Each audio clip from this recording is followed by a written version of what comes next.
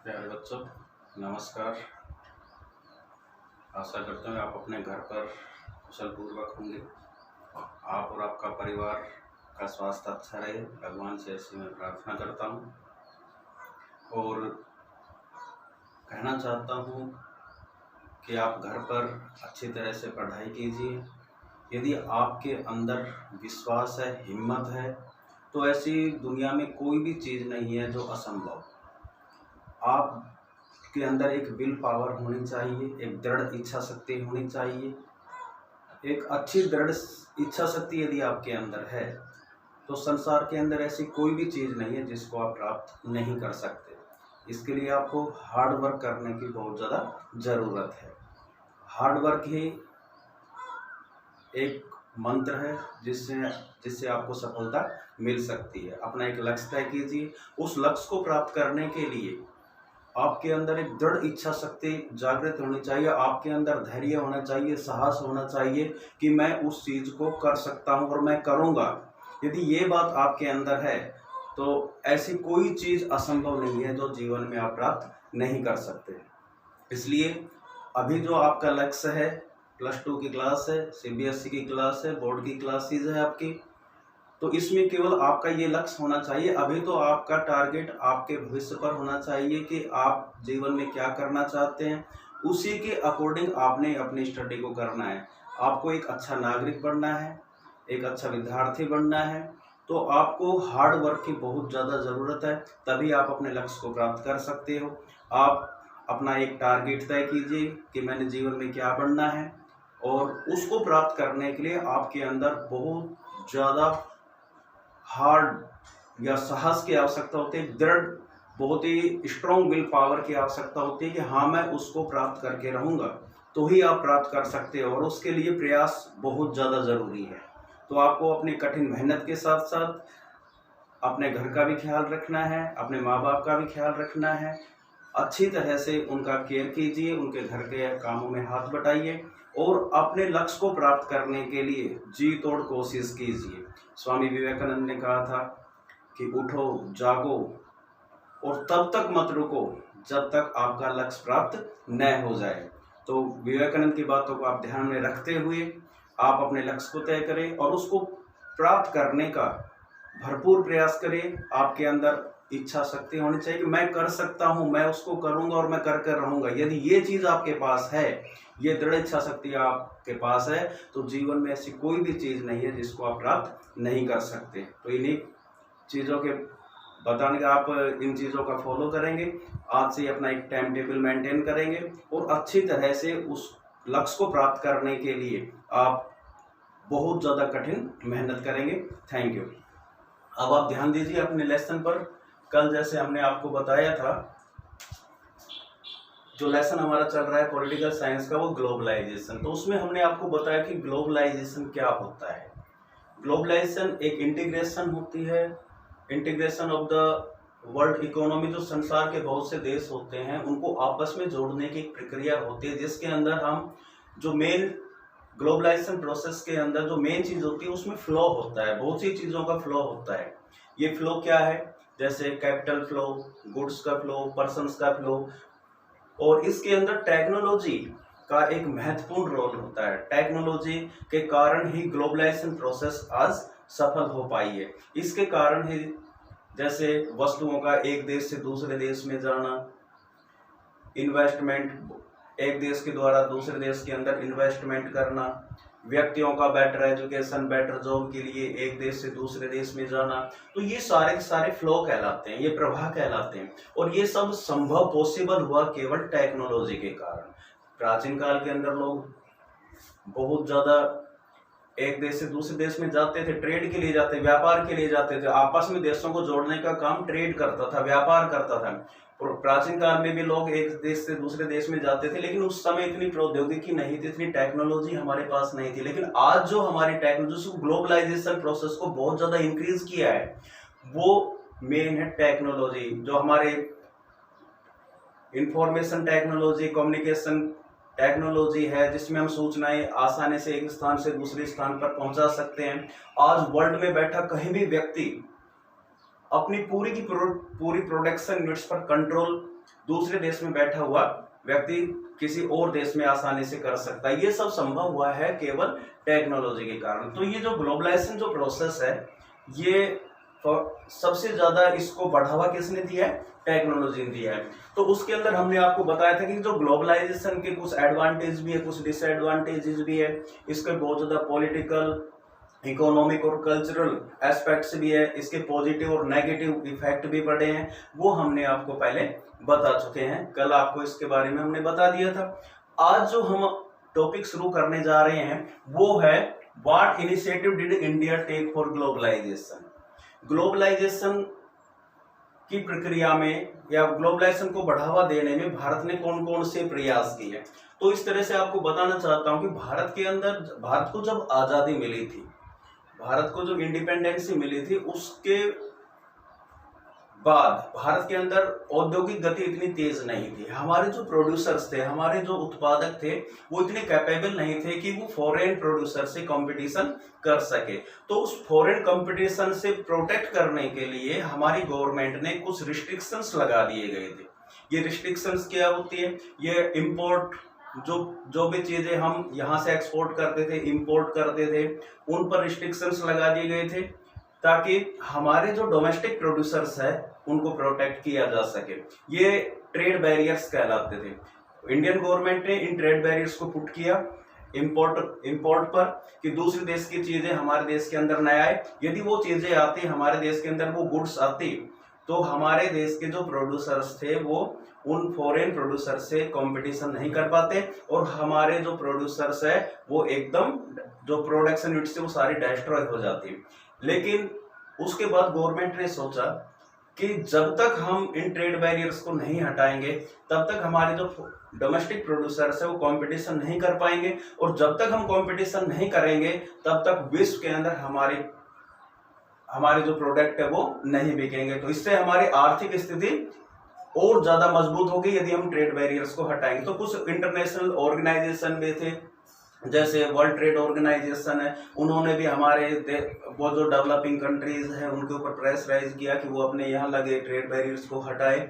इसलिए Indian government ने अपनी जो ट्रेड पॉलिसी थी उनके अंदर कुछ परिवर्तन किया और 1991 के अंदर ज्यादातर जो ट्रेड बैरियर्स लगे, वो सारे के सारे नहीं, ज्यादातर जो ट्रेड बैरियर्स थे उनको रिमूव कर दिया और इंडियन गवर्नमेंट ने पॉलिसी अपनाई जिसका तीन उसमें मेन फैक्टर थे। एक तो प्राइवेटाइजेशन, एक ग्लोबलाइजेशन और लिबरलाइजेशन। तो लिबरलाइजेशन के अंदर क्या हुआ, जितने भी ट्रेड बैरियर्स थे उन सबको रिमूव कर दिया गया, तो उसको हम लिबरलाइजेशन कहते हैं। तो उस समय 1991 के अंदर कुछ ऐसी परिस्थितियां बनी जिसके कारण भारत ने अपने ट्रेड बैरियर्स को हटाना पड़ा, और उसी के बारे में हम आपको इसके अंदर बताएंगे कि भारत ने कौन कौन से प्रयास किए थे।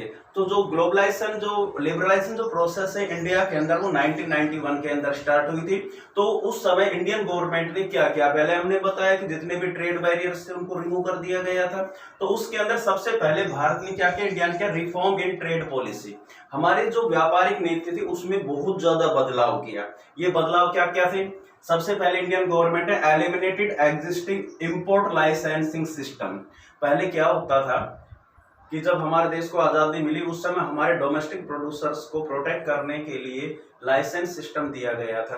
उद्योगों को लाइसेंस लेने की जरूरत थी, और गवर्नमेंट से जब तक कोई लाइसेंस नहीं मिलता था तब तक कोई भी प्रोड्यूसर्स या कोई भी इंडस्ट्रियलिस्ट अपनी इंडस्ट्री नहीं लगा सकता था, अपने प्रोडक्शन यूनिट्स को नहीं लगा सकता था। तो उस लाइसेंसिंग सिस्टम को सबसे पहले, आयात की जो लाइसेंस जो सिस्टम था उसको एकदम खत्म कर दिया गया। लाइसेंसिंग, इंपोर्ट लाइसेंसिंग सिस्टम को एग्जिस्टिंग कर दिया, एलिमिनेट कर दिया। जो पहले लागू थी उस आयात नीति को ही समाप्त कर दिया। दूसरा, reduce excise duty on import, आयात पर जो कर लगे हुए थे उन सबको हटा दिया, आयात कर को हटा दिया गया। एंड तीसरा था रिसॉल्व इंपोर्ट बैरियर इन ए Chronicle order, resolve import barrier इन ए क्रॉनिकल ऑर्डर। और एक चरणबद्ध तरीके से जितने भी इंपोर्ट बैरियर्स थे, जो ट्रेड बैरियर्स थे, इंडियन गवर्नमेंट ने उनको धीरे धीरे रिमूव कर दिया। तो कुछ पहले हमारे फॉरेन ट्रेड पॉलिसी थी, कुछ हमारी व्यापारिक नीति थी, उसके अंदर इंडियन गवर्नमेंट ने बहुत ज्यादा परिवर्तन किए, बहुत ज्यादा चेंज किए। इसी तरह से रिफॉर्म इन इंडस्ट्रियल पॉलिसी, कुछ हमारी औद्योगिक नीति थी, उसके अंदर भी बहुत ज्यादा परिवर्तन किया गया, उसमें सुधार किया गया। उसमें किया गया ending licence system except some industry, कुछ इंडस्ट्री को छोड़कर ही जो लाइसेंसिंग सिस्टम था उसको पूरी तरह से समाप्त कर दिया गया। ये कौन कौन सी इंडस्ट्री थी, जैसे फर्टिलाइजर्स है, मशीनरी है, या फिर बहुत ही जो जरूरी जो चीजें थी जो हमारे देश के लिए थी, गैस का है, पेट्रोलियम का है, या केमिकल है, या मशीनरी है, फर्टिलाइजर जैसी जो इंडस्ट्री थी, उनके ऊपर तो उन चीजों का हम केवल इंपोर्ट कर सकते थे, बाकी सारी चीजों का हम कोई इंपोर्ट नहीं कर सकते। लेकिन बाद में इंडियन गवर्नमेंट ने क्या किया, कुछ एक चीजों को छोड़कर रिस्ट्रिक्शन लगाया, बाकी सारी चीजों की जो लाइसेंस सिस्टम था उसको समाप्त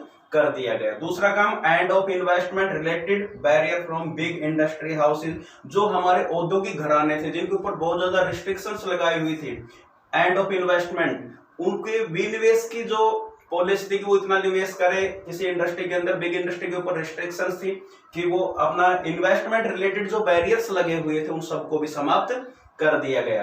तीसरा, only some regions were restricted for public regions, क्या किया हमारे देश के अंदर, हमने बताया कि प्राइवेटाइजेशन पॉलिसी को अपनाया, निजीकरण को अपनाया, तो कुछ सार्वजनिक क्षेत्र की ऐसे उद्यम थे, ऐसे उपक्रम थे, कुछ को इंडियन गवर्नमेंट ने अपने पास रखे, बाकी सभी का प्राइवेटाइजेशन कर दिया, निजी हाथों में उनको दे दिया गया। ये हमारी बहुत ज्यादा ये पॉलिसी का अहम हिस्सा है, सार्वजनिक क्षेत्र की कुछ बहुत सी चीजों को निजी क्षेत्र में दे दिया गया। चौथा जो हमारा था वो है preference of FDI was given, foreign direct investment को इजाजत दे दी गई।